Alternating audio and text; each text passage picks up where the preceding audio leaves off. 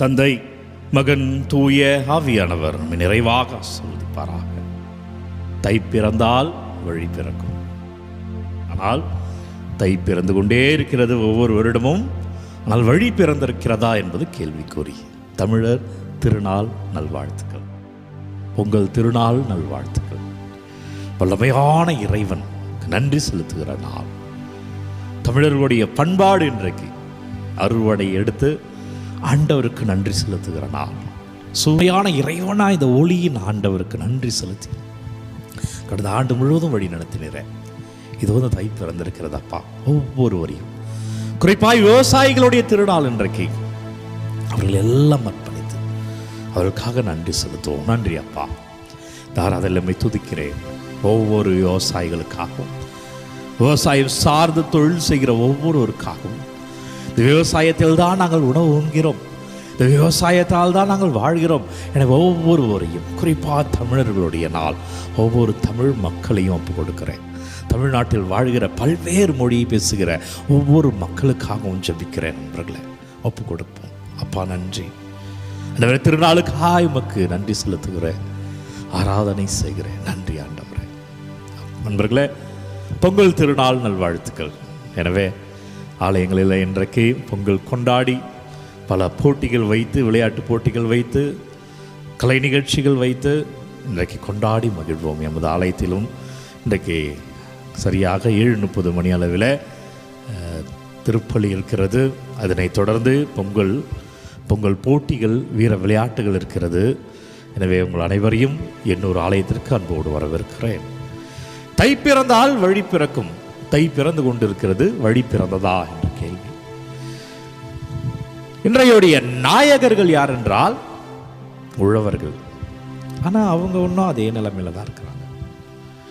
இன்றைக்கு அவர்களுக்காக நிற்க வேண்டியவர்கள் நம்ம எங்கே இருக்கிறோம்னா, இன்றைக்கு சில பேர் கோபித்து கூட கொள்வீர்கள், இருப்பினும் பரவாயில்ல, உண்மையை சொல்லி தான் ஆகணும். நடிகர்கள் பின்பாக இருக்கிறோம்.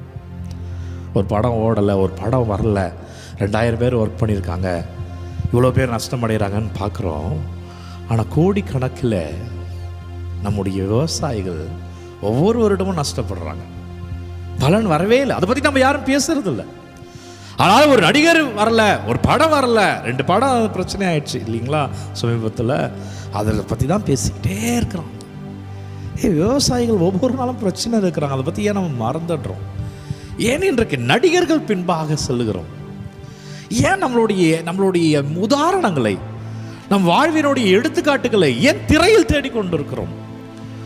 சமூக சீர்திருத்தங்களை ஏன் பார்க்க மறந்து விடுகிறோம்? ஆண்டவரை பிடிக்காம இருக்கிறோம். அன்பர்களே, இன்றைக்கு அதனால தான் இன்றைக்கு நம்ம வளராமலும் இருக்கிறோம். இன்றைக்கு வளர்ந்துருக்கிறோம் பல வகையில் என்றாலுமே இன்னும் வளர்ச்சி தேவையே. இந்த பொங்கல் திருநாள் அதை நோக்கி வழி நடத்துவதாக பார்க்கிறேன். தை பிறந்தது, ஏன் இன்னும் வழி பிறக்கல என்று ஒரு 7 விவசாயி கேட்பான் அல்லவா? நான் சேற்றில் கால் வைக்கிறேன், நீ சோற்றில் கை வைக்கிறாய், ஆனால் எனக்காக ஏன் சிந்திக்க மறக்கிறாய் என்று ஒரு விவசாயி கேட்பார் அல்லவா? ஒரு விவசாய குடும்பம் கேட்போம் அல்லவா? ஒரு கடன் வாங்கி இருக்கிறார்கள், வட்டி கட்ட முடியல. ஆனால் ஒரு பெரிய முதலாளி, வட்டி கட்ட முடியாதவன், அவன் வெளிநாடு சென்று பதுங்கிக் கொள்கிறான். அதை விவசாயிகள் கேட்பார்கள் அல்லவா? எனவே இந்த விழா, பொங்கல் விழா பல கேள்விகளை முன்வைக்கிறது. நீ யார் பின்னாடி இருக்க? இது யாரோடைய விழா? இன்னைக்கு யார் கொண்டாடணும்? விவசாயிகள் கொண்டாடணும். ஆனா பெரிய பெரிய கார்ப்பரேட் கம்பெனிகள் கொண்டாடி கொண்டிருக்கிறது. இன்னைக்கு போய் பாருங்க, எல்லா டிவி, ஃப்ரிட்ஜ், செல்போன் எல்லாமே கார்ப்பரேட் கம்பெனிக்கு சொந்தமானது. அதை இன்னைக்கு ஆஃபர்ல வித்துட்டு இருப்பாங்க, கோடிக்கணக்கில் லாபம் அடைவார்கள். படங்கள் ரிலீஸ் ஆக இருக்கிறது, ஆக இருக்கிறது. இந்த நாட்களில் அவர்கள் பலன் அடைவார்கள், சினிமா துறை. ஆனால் ஏழைகள், விவசாயிகள், நான் உண்கிறோமே, அந்த உணவுக்கு காரணமானவர்கள் எங்க இருக்கிறாங்க? அவர்களை நினைத்து பார்க்கணும், அவர்களை சார்ந்து சிந்திக்கணும், அவர்களை சார்ந்து நமது அரசியல் இருக்கணும், நமது ஒரு அரசியல் தெளிவு இருக்கணும் என்ற வெளிப்பாடாக இந்த பொங்கலை நான் பார்க்கிறேன். நண்பர்களை, யாருக்கும் எதிராக அல்ல, ஆனால் சிந்திக்க தூண்டுகிற ஒரு இறை சிந்தனையாக இந்த பொங்கலை பார்க்கிறேன். ஆண்டவர் அப்படிப்பட்ட விடுதலை தான் எனக்கு செய்து தருகிறார். மார்க் செய்தி 1வது அதிகாரம் 45 45 வருகிற உள்ள இறை வார்த்தையில ஆண்டவர் விடுதலை தருகிறார். தொழுநோயாளிக்கு, அடிமைத்தனத்தில் இருக்கிறார். தொழுநோயாளி என்பது அடிமைத்தனம். என்னன்னா மக்களோடு வாழ முடியாது. நோய் என்ற பிரச்சனை உடல் ரீதியாக பிரச்சனை. ரெண்டாவது, மக்களோடு இணைந்து இருக்க முடியாது. அந்த காலத்தில் ஊரை விட்டு ஒதுக்கி வைப்பார்கள், மக்கள் முன்பாக வரக்கூடாது. அப்ப மன ரீதியான பிரச்சனை. அப்ப அவன் ஒரு அடிமை போல இருக்கிறான். ஆண்டவர் அடிமையிலிருந்து விடுதலை தருகிறார். இன்றைக்கு நமக்கும் விடுதலை வேணும். இன்றைக்கு நம்ம யார் யார் பின்னாடி ஓடிக்கொண்டு ஒரு சரியான சிந்தனை இல்லாமல் இன்னைக்கு இருக்கிற சில காணொலிகள்லாம் பார்க்கும் பொழுது ரொம்ப கஷ்டமாக இருக்கிறது. இன்னும் தெளிவில்லாமல் இருக்கிறார்களே, இன்னும் பகுத்தறிவு தேவைப்படுகிறது, இன்னும் ஒரு வல்லமை தேவைப்படுகிறது. அதையெல்லாம் பார்க்கிற பொழுது இன்னும் ஆராதனைகள் இன்னும் ஆழமா வைக்கணும், இன்னும் சமூகத்துக்கு நிறைய பேசணும், இன்னும் ஆண்டவர் வார்த்தையை போதிக்கணும்ன்ற வாஞ்சை அந்த இடத்துல தான் வருகிறது.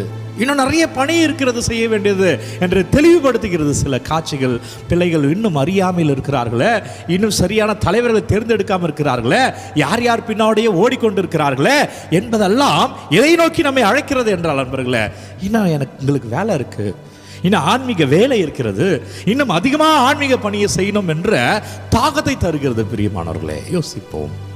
ஆண்டவர் அன்றைக்கு விடுதலை தந்தார், இன்றைக்கும் நம்ம அடிமையில தான் இருக்கிறத பார்க்குறோம். மன ரீதியான அடிமைகள், யார் பின்னா ஓடுவது என்ற அடிமையிலிருந்து அவர் விடுதலை தருவாராக. குறிப்பாக இந்த நாளில் விவசாயிகளுக்காக ஜெபிப்போம். நம்மளாம் சாப்பிட்றோம் இல்லைங்களா, அந்த சாப்பாடு காரணமான விவசாயிகளுடைய நாள் இந்த நாள். எனவே கடவுளுக்கு நன்றி செலுத்தி நல்ல சாப்பாடு கொடுத்துருக்கீங்களாப்பா, நன்றின்னு சொல்லி விவசாயிகளை ஒப்பு கொடுப்போம். அப்பா நன்றி. இந்த பொங்கல் திருநாளில் ஒவ்வொருவரையும் ஒப்பு கொடுக்குறேன். ஆண்டவர் ஒவ்வொருவரையும் ஆசீர்வதிப்பீராக.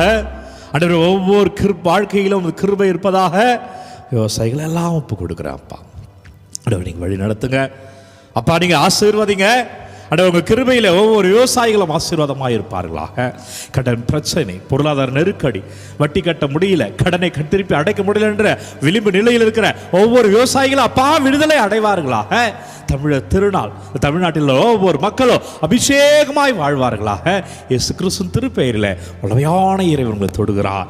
ஆண்டவர் பெயரில் நீங்கள் வாழ்வீர்களாக. தலை வணங்கி இந்த பொங்கல் ஆசீர்வாதத்தை பெற்றுக்கொள்வோம். எல்லாம் அல்ல இறைவன் நம்மை தந்தை, மகன், தூய ஆவியானவர் நம்மை நிறைவாக ஆசீர்வதிக்கிறார். இந்த பொங்கல் திருநாளிலே நீங்கள் வாழ்வீர்கள், உங்கள் வீடு வாழும். குறிப்பாய் நம்முடைய விவசாயிகள் ஆசீர்வாதமாக இருப்பார்களாக. இந்த நாளும் இனிய நாளே. அன்பர்களே, ஒவ்வொரு நாளும் விடியற்காலை 3 மணிக்கு இந்த ஆராதனை வழங்கி கொண்டிருக்கிறோம். யாருக்கு தேவை நினைக்கிறீங்களோ அவர்களோடு இந்த ஆராதனை நீங்கள் பகிர்ந்து கொள்ளுங்கள். உங்கள் விண்ணப்பங்களை கமெண்ட்டில் அனுப்புங்க. உங்களுக்காக நான் தொடர்ந்து ஜெபிக்கிறேன். மீண்டும் ஒரு முறை எங்கள் டீம் சார்பாக உங்கள் அனைவருக்கும் பொங்கல் திருநாள் நல்வாழ்த்துக்கள். என்னோடு சேர்ந்து இந்த டீமில் அருள் என்ற என்னுடைய ஆலயத்தை சேர்ந்த வாலிபரும் உழைத்து கொண்டிருக்கிறார். எனவே எங்கள் சார்பாக இந்த ஜீசஸ் சேவ்ஸ் ஃபாதர் பிரேம் இந்த யூடியூப் சேனல் விடியற்காலை 3 மணி ஆராதனை, இந்த கிரேசி என்ற ஒரு அம்மா எங்கள் ஆலயங்களை விடியற்காலை 3 மணிக்கு அனுப்பி கொண்டிருக்கிறார். எனவே அவர்கள் அனைவர் சார்பாக, என் பங்கில் உள்ள நிறைய பிள்ளைகள் அவ்வப்போது இதற்காக உதவி செய்கிறார்கள். அனைவர் சார்பாக உங்கள் அனைவருக்கும் பொங்கல் திருநாள் வாழ்த்துக்கள். God bless you.